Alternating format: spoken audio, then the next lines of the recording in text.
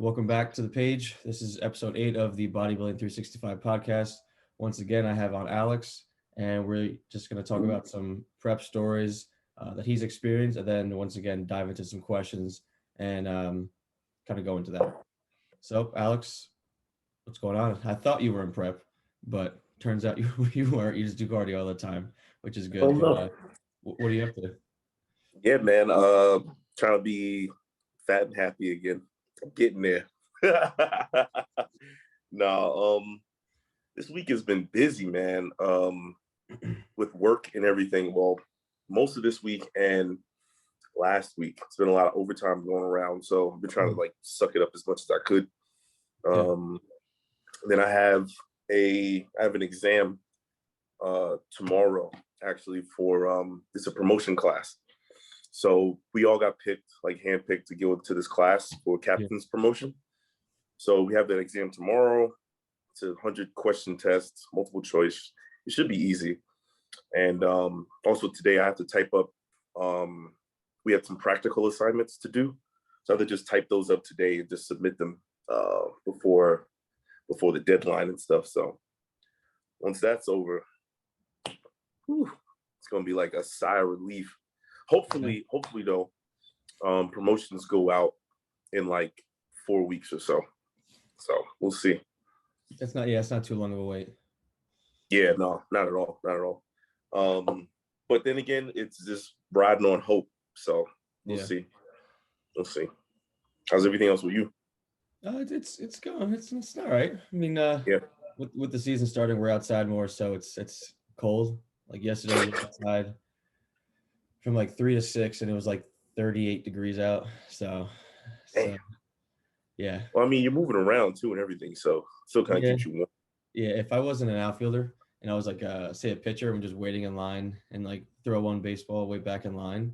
Yeah, that was something bad. But besides that, everything's pretty good. Classes are good. I've decided I was going back and forth in my training and thinking like I can't go as intense or like normal intensity in the gym because then it'll affect that like on the field back and forth.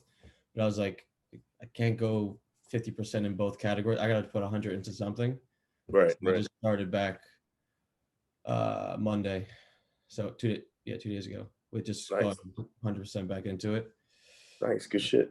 Yeah, so doing that. But to dive back into the topic, you've been in prep, I know, a handful of times. How do you approach your prep going from in like the off-season phase and starting back into day one of prep usually?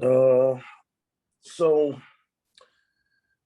what I try to do is like I'll try to get the schedule of shows for the year. They usually come out December, and then they'll usually show like what's coming up. But you know, with COVID and everything going on right now, so it's kind of like wishy-washy. Yeah. But I'll pick certain shows depending. Like I don't really like to do an early show, like too early in the year, you know, because for some reason prep just feels harder in the wintertime. Having to get up at like 4 a.m. to do cardio and then going along with the training and stuff like that. So I'd rather technically prep during the warmer months. So I usually shoot for a show like say August, October-ish. That way it'll give me about 16 weeks to actually prep. Now, those 16 weeks aren't full prep, right? The first 4 weeks are kind of like just eliminating like junk food from whatever I'm doing. Yeah, pretty much like I'm prepping to prep, if that makes any sense. Yeah. So like I'm getting into my mindset like, okay, I gotta cut this out, but I'll start switching foods back and forth. Yeah. Like I'll switch from beefs to more chickens and fish and everything. So by the time the 12-week mark hits, that's when it's like full blown. And as the weeks go on, I see how my progress is and everything like that. Weight. I don't take body fat measurements. I just kind of go by look in the mirror, and I'll pick at my skin. So like my abs, I'll see how my skin is by my abs, and that gives me a good idea of how fat I am. So I'll know whether to pull back or not. cardio wise, well, I do cardio all year round. It's a time difference. Like now, during this whatever season I'm doing, I'll usually do about 35 to 40 minutes in the morning and then post training. There's some days if I don't feel like doing cardio, then I won't do it. But when it's prep time, I'll start off around 35, 40, and I'll continually amp it up. So it'll be 45 minutes, 50 minutes, then an hour, like twice a day. Yeah. Now, do you machine to me does not matter. You keep the same, like, are you always like a Stairmaster guy, bike, treadmill, or just whatever you want, like mix it up? I usually like the elliptical, to be honest. I don't know. I feel the elliptical is fun, like, you know. But if I'm falling behind, I'll definitely just use the stairs. Because the stairs just wreck me. Weight drops immediately, and I'm like, okay, all right, here we go. Yeah. But I usually try to keep it around a moderate intensity, not like level 12 on the stairs where I'm sprinting up the stairs, but something where I'm keeping like a good pace. What else? Training always just stays the same. I told you before, I'm a high rep person. I'm always doing high reps, and I'll just lift as heavy as possible for me. But yeah, that's my kind of like my approach to a prep. So are you? Sorry, go ahead. No, I was about to say, hold on. There we go. No, I was about to say, the foods have definitely changed over the years. Like before, I used to do like more fish, more chicken, like a low fat, moderate carbish type of thing. But now I'm keeping my fats relatively high and my carbs somewhat moderate, but my protein is always high. I feel like having a high protein will help me keep as much muscle as possible, which it generally does. And then I have enough carbs to get me through the day. And it also curbs my my cravings for like ice cream or sugar or anything like that as well too. And then there's enough fats in my diet where my hormones are still somewhat in check. You know what I mean? I was gonna say the high protein is definitely gonna satiate you, and obviously the muscle part of it. By high fat, what do you mean? How many grams per day you think? No, not high fat, not high fat. I mean higher fat. Higher fat than like are you like higher fat than like or higher fat than like 30 grams of fat? Because I would usually do like just all lean meats, like tilapia, chicken, egg whites. So the trace amount of it, right? Yeah, very trace amount. But now it's more like around the 80-90 range, 80-90 grams per day. And that just still comes from my meat sources. Salmon is a big one that I always use. And actually, well, whole eggs too. Almond butter and my cream of wheat. And what's another one? Oh, chicken thighs. Yeah, I actually diet on chicken thighs. I love it, man. So are you a guy who likes to go and like kind of hit that mark on the day of the show, or be ready 2 weeks out and then just cruise in? I'd rather be ready 2 weeks out. All right. I'd rather bust my ass and kill myself. So by the time the 2-3 week mark hits, I'm ready. And all I have to do is just kind of like maintain, coast, and just chill, and not fuck up anything. That's how I feel like I want to do it, just so I feel like the stress would decrease like crazy if I saw that I was ready, even if it was a week out. I just all right, at least I'm ready. If I mess something up now, at least I know I can do it. It's just the last week I have to perfect. Right, exactly. Because you know what I think? I think too, who's ever a coach can master it or whatever, like being ready like that week or that Friday, Saturday, that's like wizardry to me. Yeah, I'd rather just play it safe and be ready at least 2 weeks prior. Yeah. So that way I know, like, all right, I'm here now, and all I have to do is just maintain. What's the worst that can happen? I'll lose a little bit more body fat. That's it, you know. Yeah. So do you manipulate like sodium or water, or is that just stay the same up to the show? I always keep salt in my food, even up to the final day. Water-wise, I usually cut the Friday, like noon. I'll stop drinking water completely. I found that works for me as far as like that slight balance between dry and hydrated, as far as like getting a pump on stage and things like that. I have had issues where I would just be completely flat, and nothing I eat would stick. But I think with those are the times when I over dieted myself, like literally really over dieted. And I was too much use of diuretics as well too. So that could just make you flat, just make everything backfire. Like, yeah, don't get me wrong, you'll look ripped and stuff on stage, but you won't have any pop to your muscles at all. Okay, yeah. That's like like you said, the last 3 or 4 days, like the wizardry. It's like some coaches know, like, don't do this and do these 5 things and you'll be good. With sometimes not even Exactly. and it's like it's crazy how, I mean, obviously they've been doing it for years, like the guys like Chris Aceto and those kind of guys. But Yeah, still, right. to learn that much in that time frame is insane to me. So you're saying you're going to take this year off, and then you're going to stay in. You're not classic. You're in like what division are you? I forgot. The thing about it is, like, I can get down to classic. My last show that I did in PA, I was 212 on the dot for my height for Class C. So I ended up doing classic and bodybuilding. Obviously, well, they placed me higher in classic, and because I got 4th in bodybuilding and I got 2nd in classic. So if I were to compete in bodybuilding again, I would just need to fill out everything because I have long limbs. So like legs, arms, those are the key spots that the judges told me that like you need to fill those areas up. Back was fine. Chest was fine a little bit. And then also my shoulders too. They need me to have my side delts need to be a little bit bigger. So that's the issue with bodybuilding.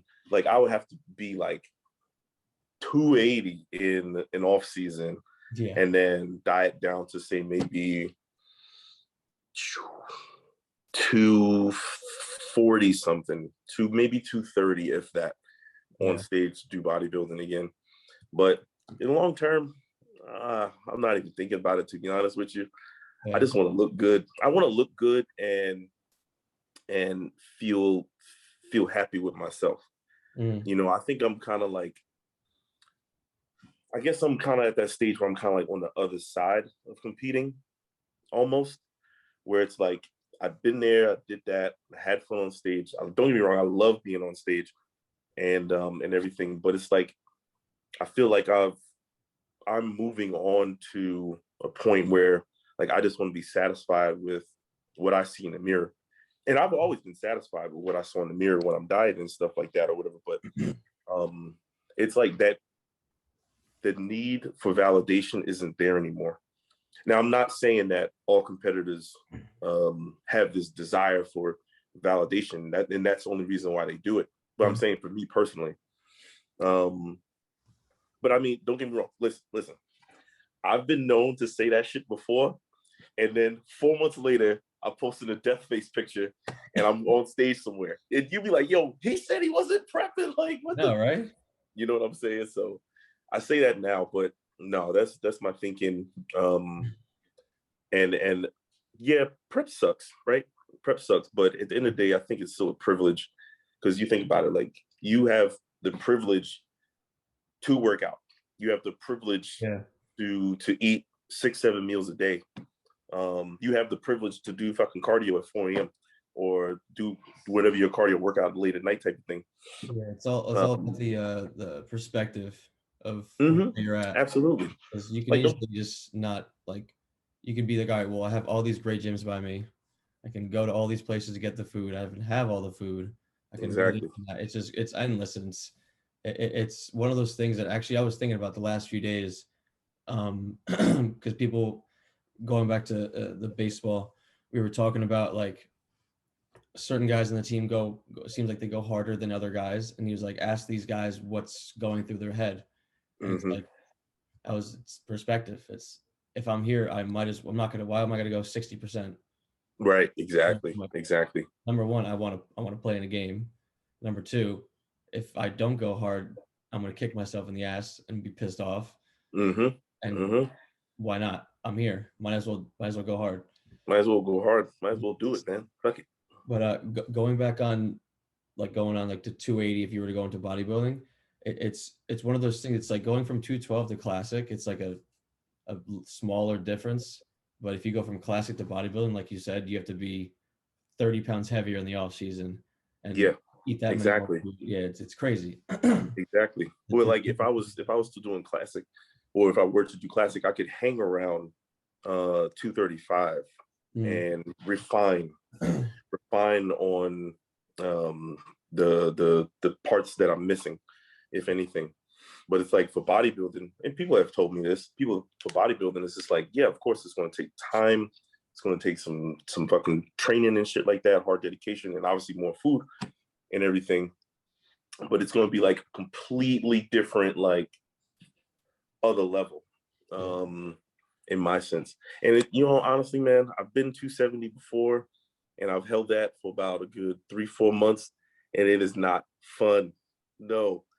I would be, if I was 270 right now, I'd be sweating just from moving around like this, just from doing this. I'd be fucking sweating. But it's funny though, like I'm 250 right now, and I don't feel heavy at all. But I think as time progresses, that weight, your body will eventually get used to it. Yeah.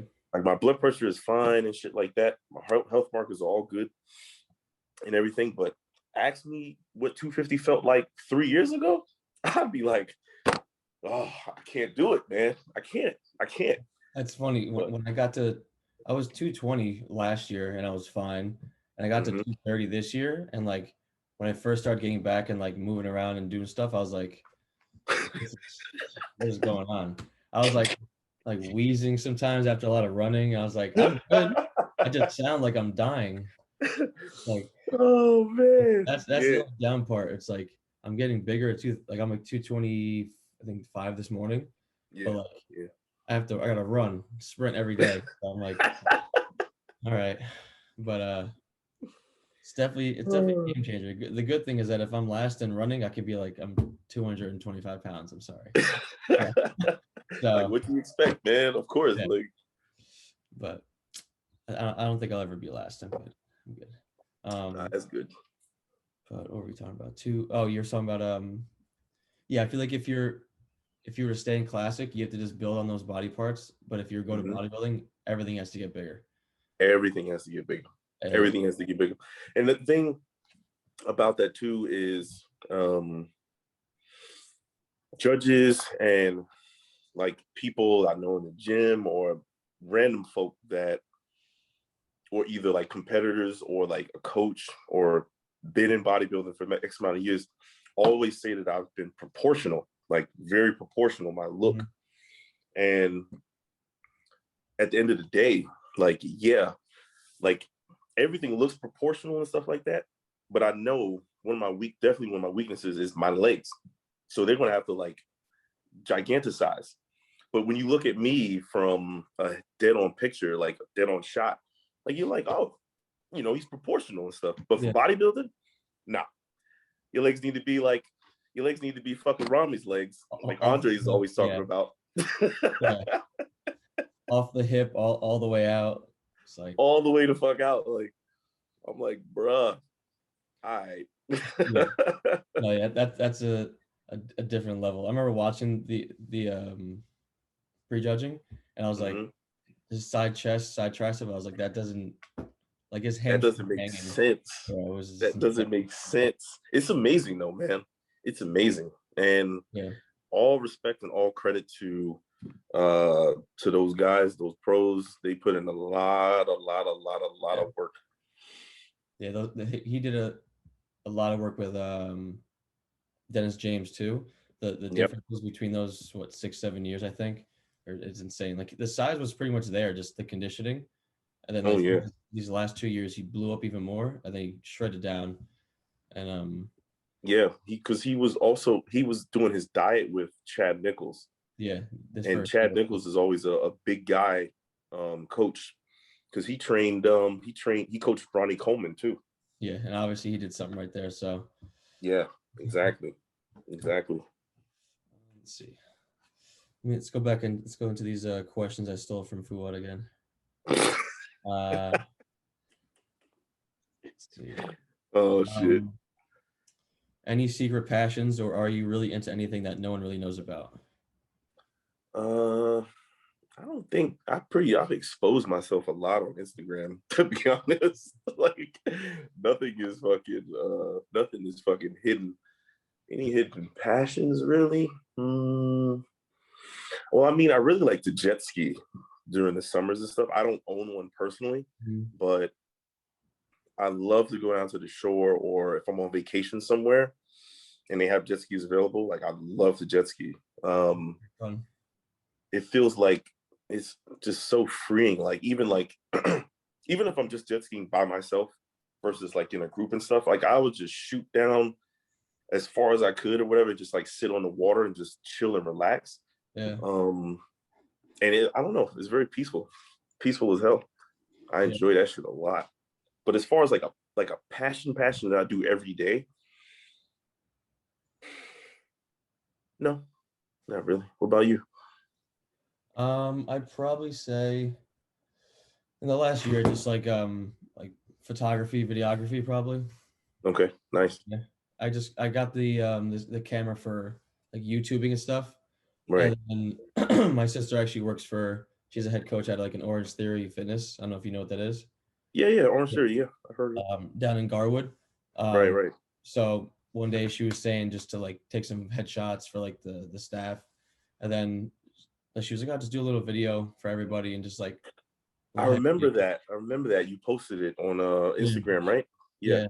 I was like, well, I'll come back because I wasn't prepared for this. So I went back and did a whole like 40-second video, and then she sent it, I guess, in like their regional group chat, and then I got like 2 more jobs from it, and then Nice. doing that with like Final Cut Pro, I was like, all right, it's pretty cool. And with Final Cut Pro, that thing is, I haven't even scratched the surface of what I can do with it, so it's kind of a exciting thing to do, but definitely going to try and do that more and more because it's so fun, endless.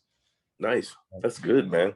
It's nice to have a creative hobby or passion, because you're literally making something from scratch, you know? Yeah. And if you can actually call it like yours. You know what I mean? And it's definitely seeing like the hype videos on Instagram. I'm like, oh, it seems not too bad.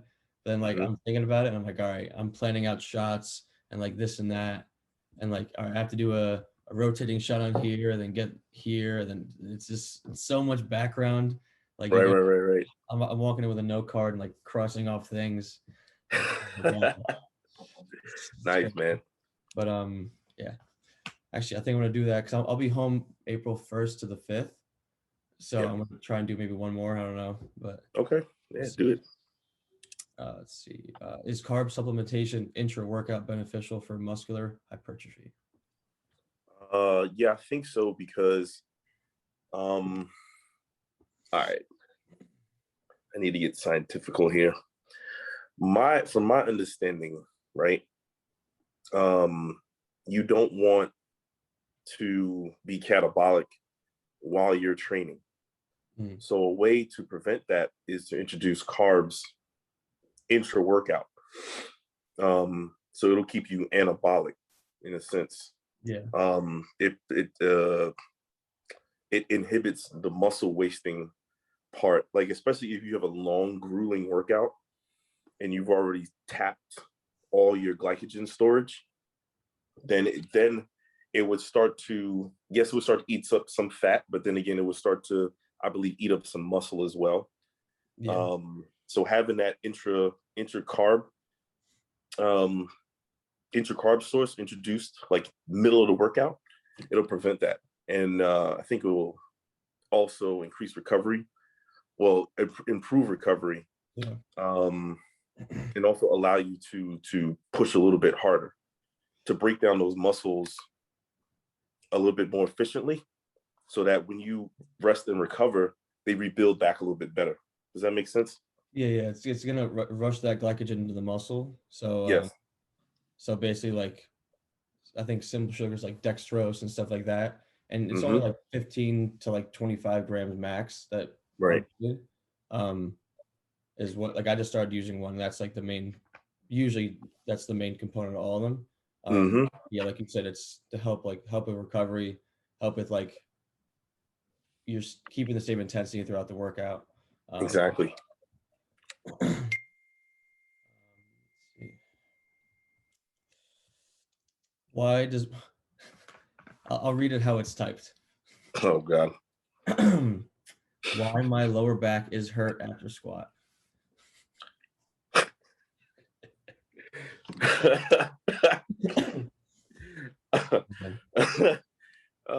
Shit. It might be something to do with ankle mobility. Because what you want to do is you want to keep the bar path on a straight path going up and down. There might be some little bit of shifting. See if I can Might be too much butt wink as well.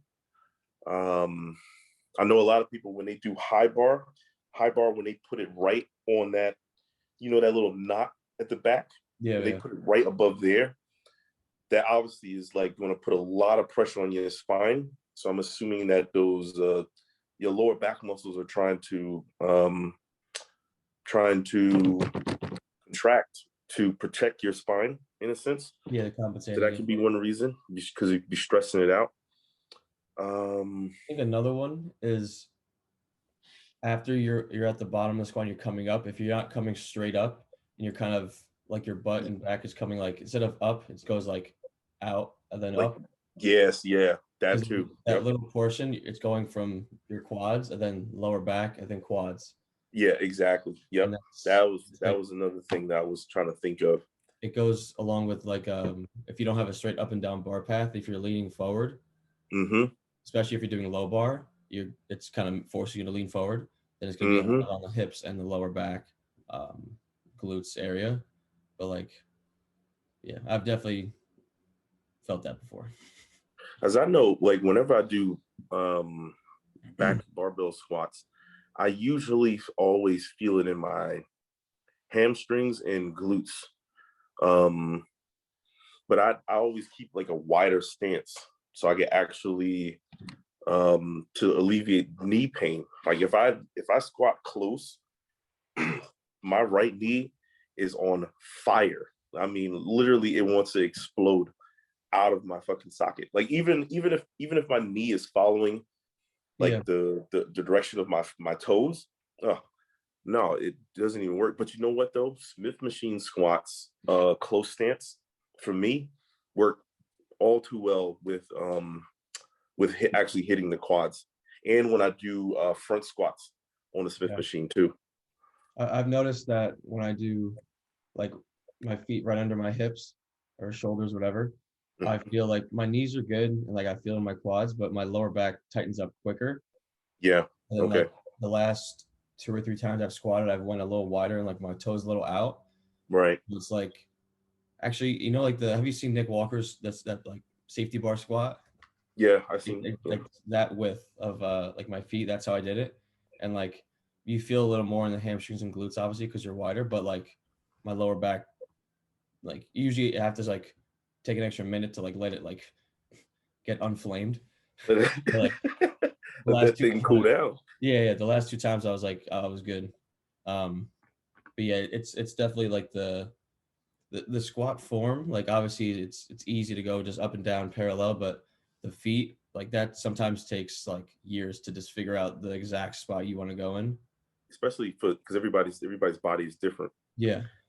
So everybody's like some people knees just genetically buckle in. Yeah. So it's kind of like they have to think in their head to consciously push their knees out as well so that they don't buckle in the squat movement. Yeah. You know what I mean? Some people are fucking flat-footed too. Some Yeah. people have no ankle mobility as well. So then they definitely won't feel it in their quads. So like they may have to get those squat shoes, or they may have to put like plates under their ankles so that they can actually like get the movement going and actually feel it. Yeah, and like the whole like can't put your knees over your toes. And you normally I'd say no, but there's people if your femur length is long, or it all depends on that. Because if it's longer, it has to go somewhere. And Yeah, if you go exactly. It backwards, has it to. has to go forward. Right, exactly. It, So it, like then what do you do? Like, you know what I mean? yeah, your body is gonna adapt. Your body's not like some delicate flower. It's gonna adapt, and just don't put 405 on the bar for the first set, and you'll be fine. It's like, Right. Do it for the second set. yeah. Thoughts on width back day and thickness back day? It's a thing. It's a thing. I've done it before. I've done it before. Now the width part, you can do more pull down exercises and stuff like that. It's more like, let's say, lat engagement, like the actual this part of the lat engagement, the latimus dorsi. So with the thickness though, what you want, I believe, is more mid upper back to get that big effect, that growing effect, if anything. But no, I think it's a thing. But then again, the back is a huge muscle, right? Yeah. So you can wreck your nervous system training it twice a week, especially if you go hard twice a week, which can lead to less recovery at the end of the day. Yeah. Because say you do like a Monday back day and you just recovered, you got to do it again on Thursday. And then you just recovered and you got to do it again on Monday. Just recovered, you got to do it again on Thursday. I feel like you kind of should want to just recover and then have like one extra day. If that makes sense. Yeah, or whatever, but it's just back to normal, but then still it might not be prime for training. It's just prime sore. Yeah, it's still like you can feel some tweaks and stuff like that. So you're like, God damn. And then also too, you don't want to burn yourself out. You don't want to burn yourself out training the same body part twice a week. I know I get bored training the same body part like frequently. And I'm just like, fuck, this again, you know what I mean? So yeah. But to each his own. But for that question though, I do think it's a good option. I would probably do around like maybe like a 4 to 6 week 4 to 16 routine for that. Do like a thickness workout and a width workout, and then move on, and then focus on something else. Yeah, I definitely think it's almost like when you get more advanced, like on stage, if they're like, yeah, you have the width, but you need the thickness, then like, all right, that's when that comes in. And you focus on like as a beginner, you're not like, all right, I'm doing back on Monday and Thursday. So Monday I'm going to do width, and then it's just like you just train back. Exactly. What I actually was doing with a bunch of my, like I would do it with chest, I would do it with, I think back, I would do like my normal back day, say I think on Wednesdays I do back, and then on I think Saturday I would hit arms, but I would do one back exercise. So right. Just to get like extra blood into it, and it wouldn't be like a deadlift or a rack pull. It'd be like a cable pullover or something like that, just to get some extra blood in there. Get a nice pump. Yeah, and on my arm days, I would start off with the chest exercise and then go into arms. Right. Like, it doesn't have to be it doesn't have to be like a crazy 2-hour extra workout. No, hell no. After that, after 6 months, that's an extra X amount of sets that you've done on that body part. So it's gonna it's still going to accumulate. Yeah, exactly. It's still going to add to what you're trying to do. Yeah. Your favorite pose and least favorite pose?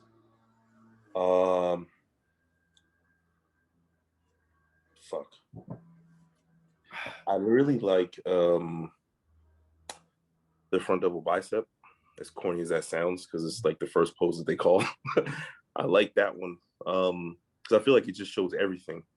And That's the first pose that they see. And it's like, also too, is like probably one of the most common ones that anybody fucking knows. Yeah. Like anybody can go down the street and hit a front double bicep. You know what I'm saying? Yeah.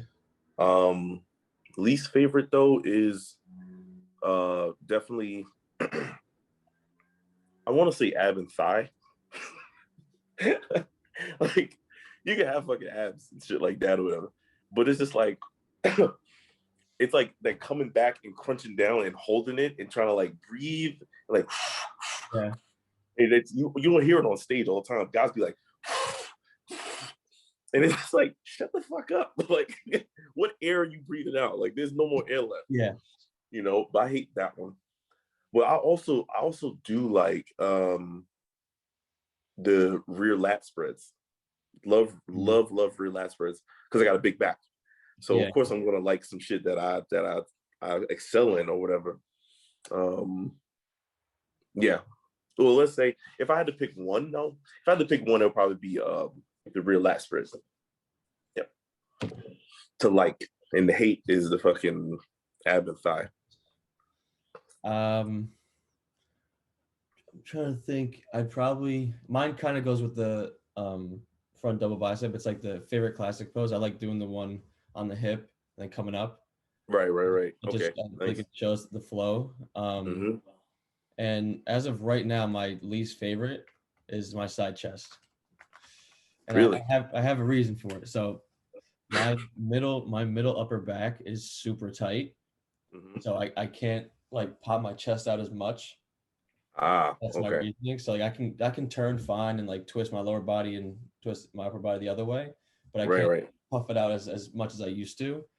So it's like so annoying. You have a massage gun?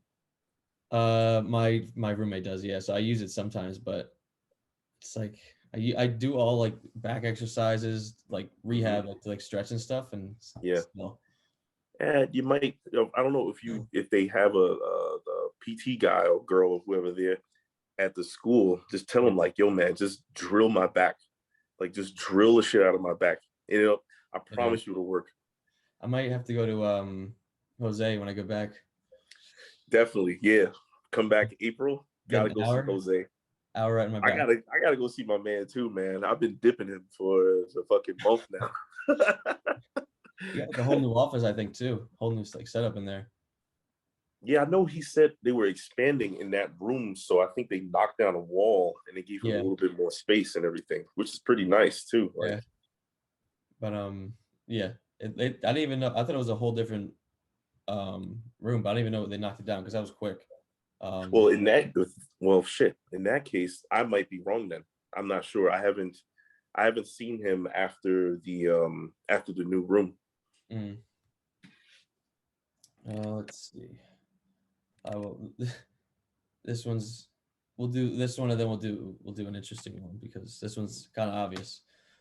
Opinion on following Dorian's training program: one working set to failure per exercise, little or enough? I think it was enough. I think also too, like he still did. A lot of people.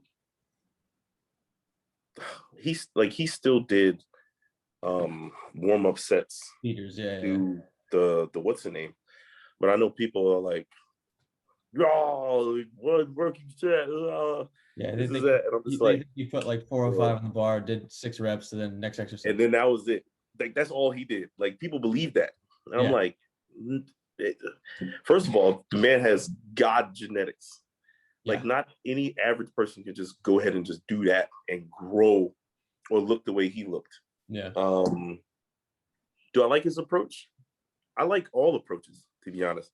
I'm not going to put down any one per se, because I'm always about, whatever works for you works for you. If you like training like that, you see results, you're not getting hurt, by all means, do it till the fucking cows come home. Yeah. Or whatever. But is it enough? I would still, me personally, I would do that working set to failure and then do another fucking working set. Or no, I would do a back off set or like a superset of some kind. and do that one to failure. Like cut the weight in half and do another one.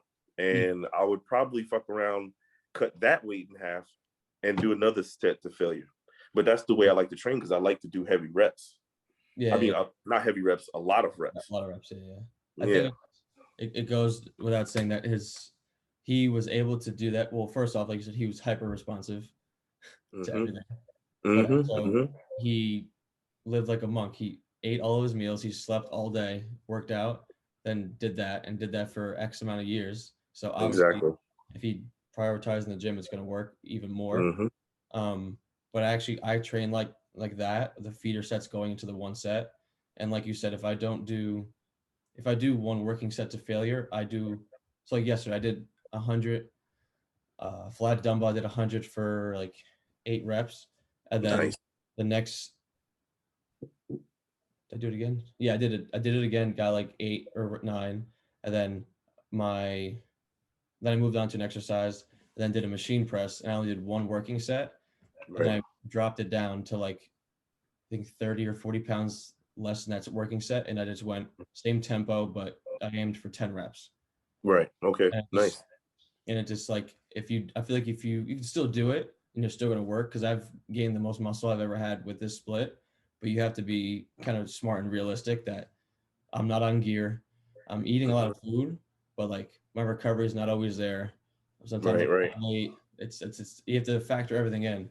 And when you feel good, take advantage. When you don't, be smart, because then if you get injured, then everything's a wash. Everything's a wash. You'll be out for X amount of months and just lose everything that you just did. Yeah. But I think it's enough. I mean, guys do it now. Like Sean Clarita does kind of variation of it, and obviously he did well. So I mean, man, Sean looked fucking crazy, bro. Sean looked absolutely fucking insane. You know what I like about him, though, man? He's so fucking chill. Yeah. Like he is so goddamn chill. Like I saw him at the they had an underground nutrition like grand opening thing, and Sean was there as like a meet and greet type of thing. Yeah. So chill ass dude, man. Taking pictures and everything, like letting everybody hold like the Olympia medal and stuff. He just taking pictures, just laughing, smiling, also the good stuff like that. Yeah. Real down to earth guy.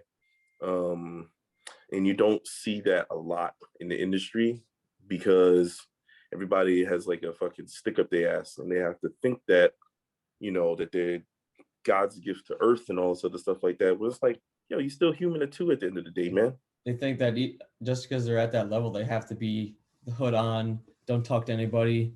Yeah. Sean's like, obviously hard as hell. And my dad is like, yeah, I say what's up to him every day when I go to the gym. He's just exactly. The last like 2 weeks of the Olympia for 2020, that's when he didn't talk. And I was like, yo, it's the last 2 weeks, bro. I know how you feel. Yeah. I'm not, do your thing. Like, you know what I mean? I remember I'm not mad at you. I was like, yeah, good luck, man. Like, I was like, I'm going to keep it short. I'll let him keep it short.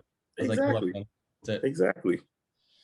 But, yeah, I mean, just, it's one of those things where like the presence, he walks in and everybody's like, all right, I'm going to focus on this. He's probably not watching, but I think he's watching.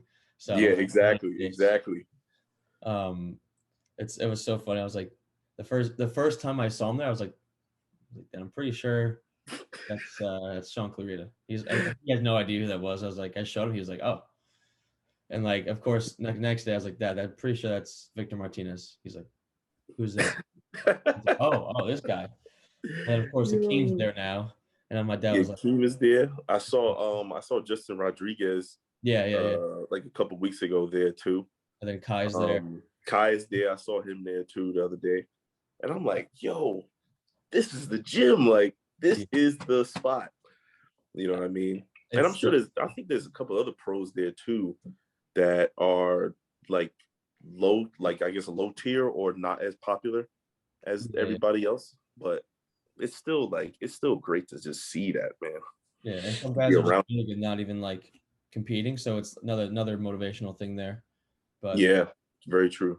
It's funny the difference of me training there than coming to the gym at school. I'm like, damn.